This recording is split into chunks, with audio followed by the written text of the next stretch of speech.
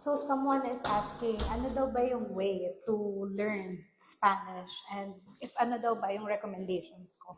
And to be honest with you, it is just a matter of um, allowing yourself to be cringy. Kasi once you're here naman na in Spain, you will see that even yung normal interactions na paulit-ulit, when you're in the supermarket or in the grocery, it's kind of hard to like force yourself na maging cringy and to, mispronounce things or hindi tama yung accent mo or anything like that. Pero you just have to really try. Just try doing so kasi if not, then you won't really like improve.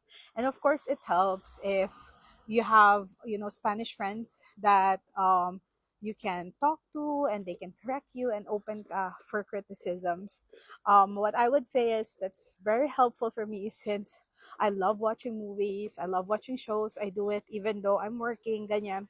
Once I got the base of it, like I finished like the vocabulary, yung sa grammar and just trying to like learn more about sentence constructing, it really helped me to watch like telenovelas or shows that I keep watching already in like English, tapos wina-watch ko na sila in Spanish. So I think yun yung way that I can really like tell you that really improved a lot. And of course there are a lot of like YouTubers out there, and I think I did another video um showing you ano yung mga YouTube channels that I followed and really helped me even until now, because right now I'm still at A2 level.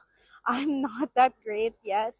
Kasi A2 level parang ano lang eh, like at least nakakapag sulat ka lang and nakakabasa ng konti, but my speaking level is not really that good yet.